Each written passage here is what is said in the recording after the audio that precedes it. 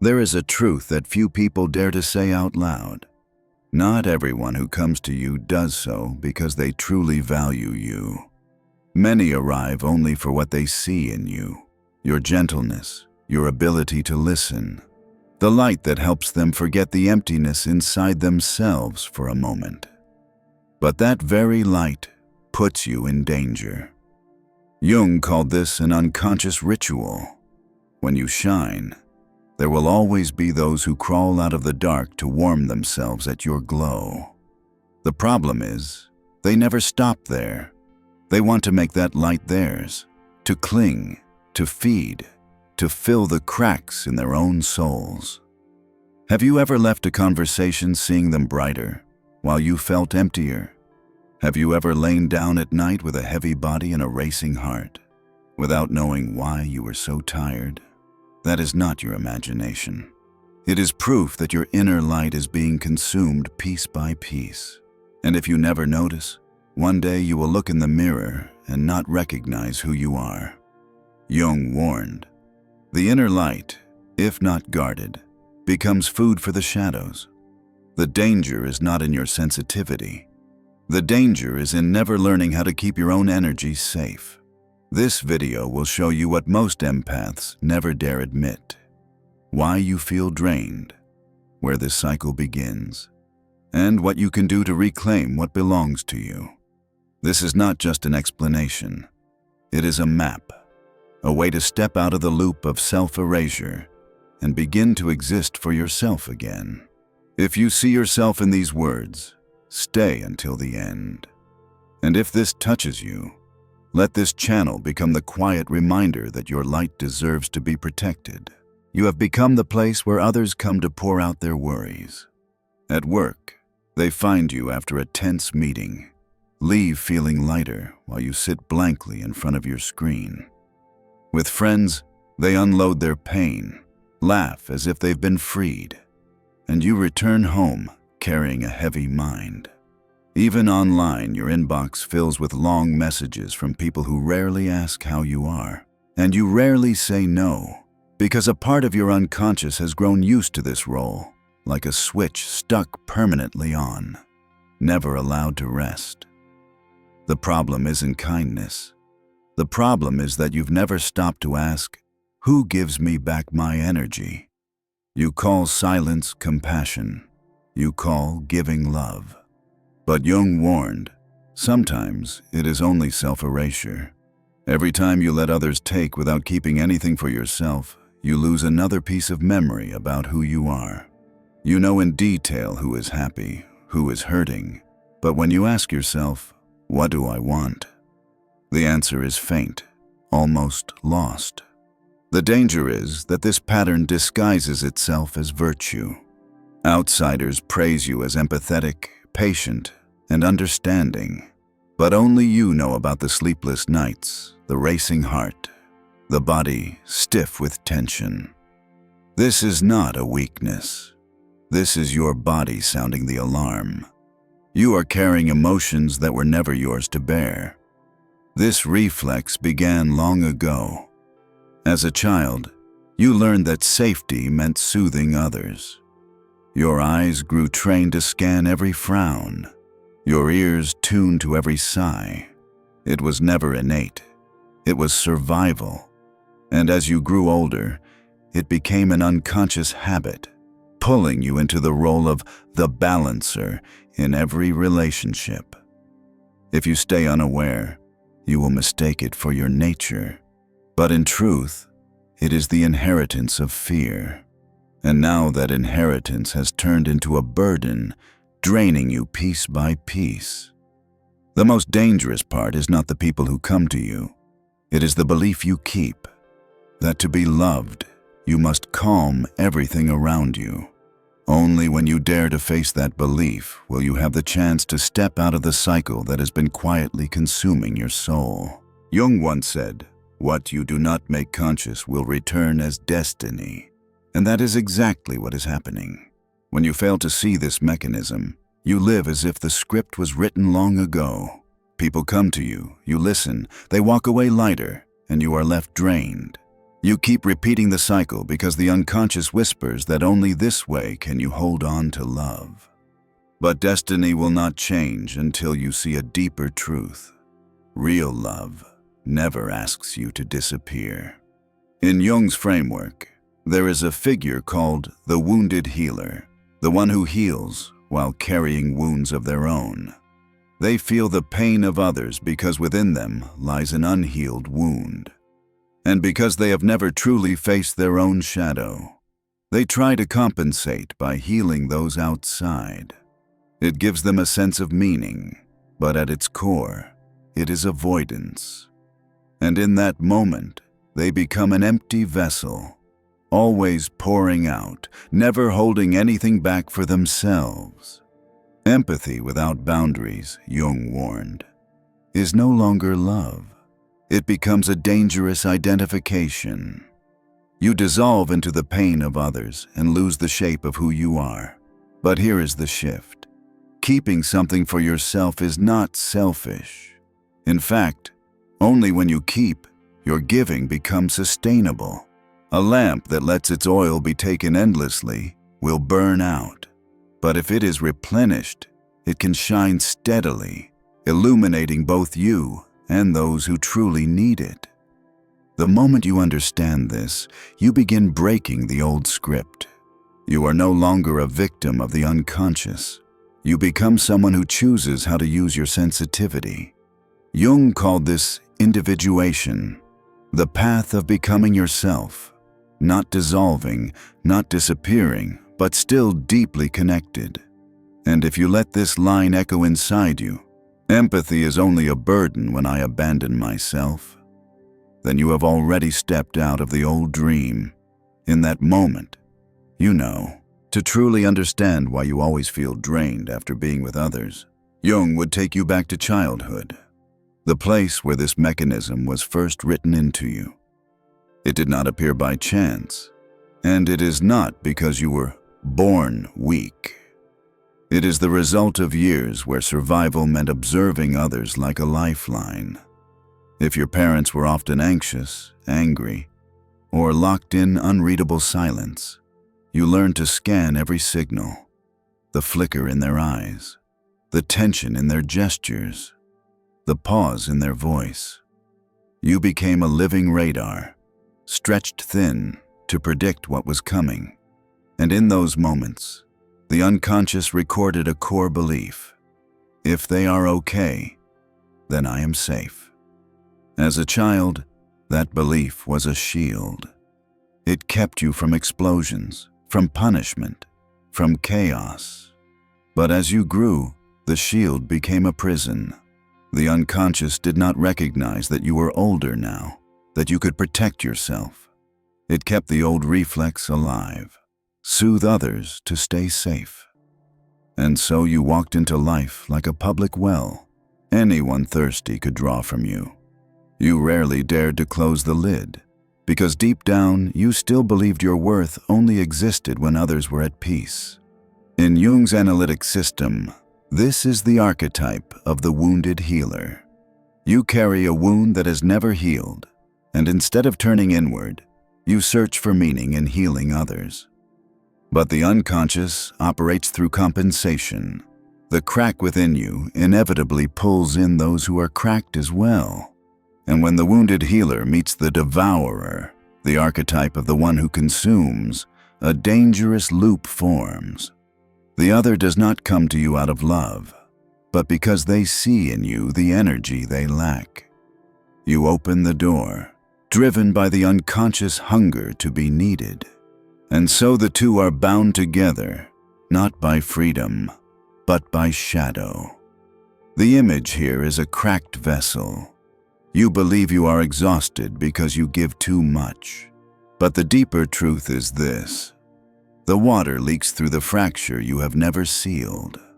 That fracture is the fear of abandonment, the belief that if you do not soothe, you will lose love. That belief drives you to keep pouring even when empty, afraid that stopping means being left behind. You may even see this loop in your dreams, being chased through a house with no exit, or sinking into cold water. These are not meaningless images.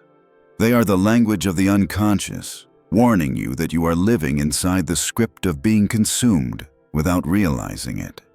And even when your rational mind whispers that a certain relationship is wrong, you stay. Because somewhere deep, a part of you believes, at least I am useful. At least someone needs me. But Jung insisted, it is not the other person's need that drains you. It is your own unconscious need that opens the door. Others simply arrive and leave. But the part of you still starving for value through sacrifice is what keeps handing out the light. And until you turn to face it, the loop will bind you. If you stay until the end, you will see a truth most empaths never dare to touch. The light you think others are stealing has never been taken. It was something you unconsciously gave away to trade for the illusion that you mattered. That is the essence that must be decoded. And that is where real freedom begins. Picture a well inside you. At first, it was full of clear, cool water. A surface so still it reflected the sky. People would pass by, pause, draw a bucket, drink, and smile with gratitude. You felt joy, even pride, knowing you had eased someone's thirst. But as time went on, more people came. They no longer drew just one bucket. They pulled and pulled again. Some didn't even wait for your nod. They simply dropped their bucket, scooped in haste, and left. You believed the well must always have water, so you never thought of setting a boundary. Until one day, you leaned over and saw only cracked earth, fissures deep like wounds that would never close.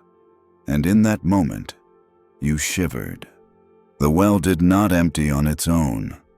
It dried because you allowed everyone to take without once keeping anything for yourself. Jung called empathy without boundaries, identification with the light.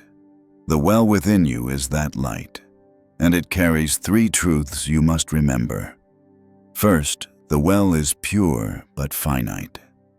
You can be a refuge, but you are not endless. Second, the well is easily exploited because everyone assumes it will always be there, even if no one tends to its source. Third, the well is silent. It does not cry for help. It only signals when it has gone dry, and by then, the price you pay is exhaustion of both body and spirit. Think back to the times you left a conversation, your chest hollow, as if you had handed over a bucket of water without taking a sip for yourself. Remember the nights you lay awake, throat dry as dust, heart pounding, yet no one knew. That was the voice of the well, pleading to be refilled. But you ignored it, because you believed your role was to let everyone else drink. The truth is, the well can only survive if its source continues to flow. The act that saves it is not sealing it off, not turning it into permanent drought, but learning how to feed its stream, how to catch the rains for yourself. Only when you know how to keep water can you choose to give without disappearing. This well, cracked and voiceless, is you. Your responsibility is not to be a public fountain, but to remain a well that holds water, so that when you peer into it, you still see your reflection shimmering in the clear depths, not the bottom of parched cracks with nothing left to mirror. And the moment you understand this, you are no longer a well for everyone, but the keeper of your source. Only then does empathy become a gift, and not a weight that drains you. If you are brave enough to face this mirror, you will see the things you have long avoided. How many times have you nodded yes when your heart wanted to say no, just to avoid disappointing someone? How many times have you stayed silent to keep the peace, only to swallow the words that haunted you at night? How many times have you smiled to let things pass, but when you were alone, that smile slid off like a mask too heavy to hold? These small gestures repeat themselves, and while they seem harmless, they carve into the mirror a distorted reflection, a version of you who lives for everyone else, while your true self fades further into the background. The mirror no longer reflects your light, but the shadows you've absorbed. You feel tension every time the air shifts. You feel anxious when others are sad, and you feel drained after long conversations. But instead of seeing these as borrowed emotions, you whisper to yourself, "Maybe I'm weak. Maybe I'm not enough." And with that, the mirror gathers another layer of dust, blurring the face that belongs to you. The cost of refusing to change is not only exhaustion, it is the breaking of the connection with your own soul. You know in detail what others need, but when someone asks, "What do you want?" your lips fall silent. You have lost the language to name your own desires. This is what Jung warned of, the slow act of self-erasure. You do not disappear in a single day. You disappear in fragments, in every silence you keep, in every burden you swallow. Imagine if you continue this way. One day, you will look into the mirror and not recognize the person staring back. You will see a worn, hollow figure existing only to reflect others. And in that moment, empathy, the very thing that once made you unique, will no longer be a gift, but a chain. Yet the mirror holds a secret. It never truly disappears. Even under dust, even when the image grows faint, your true face remains, waiting to be seen. All it takes is one decision to blow away the dust, to ask a different question, to dare to speak the words you have never said. When you do, the mirror will no longer reflect borrowed shadows, but return to you the image of wholeness, the self that never vanished, only hidden for far too long. This is the moment Jung would ask you to pause and learn a new language to name your life. Because for years, you have mislabeled the very behaviors that made you disappear. You called your silence compassion. You called giving when you were already empty of love. You called endurance loyalty. But in truth, all of those were acts of self-erasure. And when you change the language, you change your fate. Say it plainly. Every time you stayed quiet to keep the peace, that wasn't compassion. It was abandoning your inner voice. Every time you gave when you had nothing left, that wasn't love. It was stealing from yourself. Every time you forced yourself to hold a relationship together, that wasn't loyalty. It was fear of abandonment driving you. Naming things for what they are is the first step. Jung once said, "No one awakens until they know they are dreaming." You've lived too long inside the dream called love means sacrifice. Awakening means daring to say one simple line. I have the right to exist without erasing myself so others can feel safe. This is not selfishness. This is honesty. Reframing begins with choosing new language. No more, I'm too sensitive, but I have refined perception, and I choose to protect it. No more, I must keep the peace at all costs, but I have the right to preserve my own calm. No more, I'm selfish if I refuse, but I'm honest when I say enough. Each phrase is like a small stitch, mending the cracks in the vessel inside you. Of course, when you start using a new language, there will be resistance. The ones who are used to drawing endlessly from your well will react when you finally say, "This well needs time to refill." They may call you cold, distant, or unkind. But remember, this is not proof that you are wrong.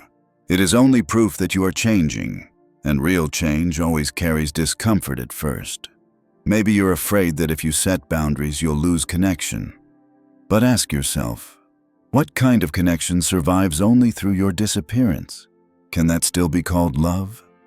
Jung would answer, real love begins only when you remain whole, because an empty heart cannot nourish anyone, just as a dry well cannot quench anyone's thirst.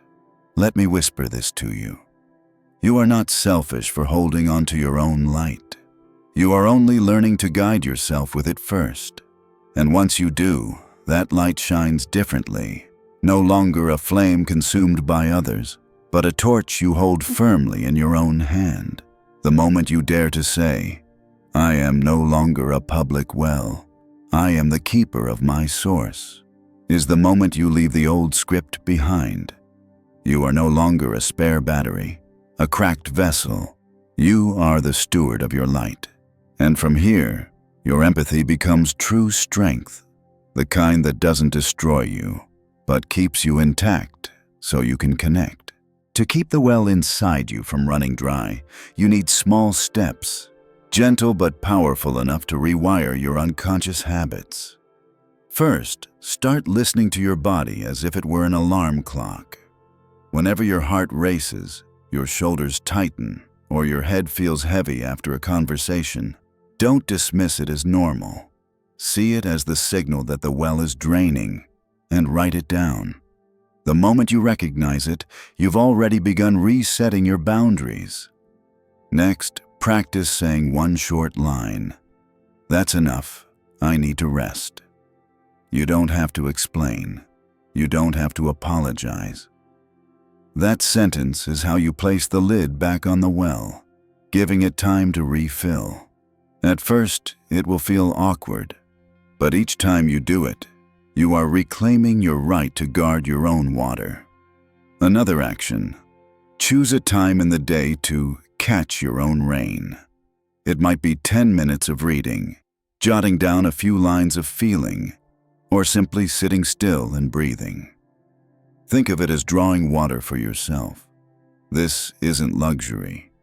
It's maintenance of your source. And finally, remember this truth. You are not a public well. You have the right to choose who draws, when they draw, and how much. It may sound cold, but in reality, it is the only way your well can keep flowing without vanishing.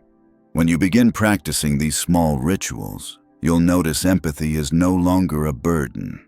It becomes a gift again, finite, pure, and still belonging to you first. If you refuse to change, the price you pay will not just be a few days of fatigue. It will be an entire life consumed, where you exist only as a shadow in someone else's story.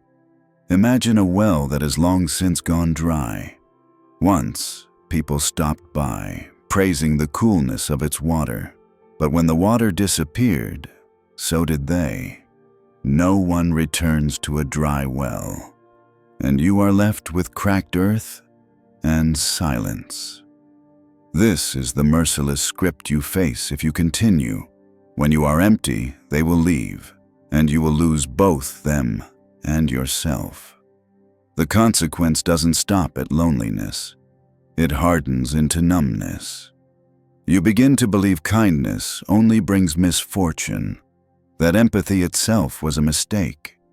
You shrink, build walls, no longer daring to open. And the very gift that once set you apart, your sensitivity, becomes buried, leaving only a cold hollow in its place. This is the tragedy Jung called the self-destruction of light. But if you dare to change, the path shifts completely. When you keep your light for yourself first, you begin to see with clarity. Empathy with boundaries doesn't make you cold. It makes you discerning. You start to recognize who is truly worthy of your energy. You no longer soothe everyone, but you choose connections that nourish both ways. And in that choice, you finally touch what Jung called individuation, the journey of becoming yourself, not dissolved, not erased, yet still deeply connected. Jung once reminded us, no one can touch the light until they have faced the darkness. Your darkness is the fear of selfishness, the terror of being abandoned. When you dare to face it, you stop letting it drive you. You stop searching for safety by disappearing into the lives of others. And from then on, your light is no longer a source for others to drain, but a flame you hold steady in your own hands. The difference lies in the choice. Either you live as a public well and vanish, or you become the keeper of the source and shine on your own terms. And when you choose to hold yourself first, your empathy is no longer a burden. It becomes a true gift, a gift no one can ever twist into a chain again. Perhaps you've lived too long as a candle in the wind, always burning for others, yet flickering, fragile, ready to go out at any moment.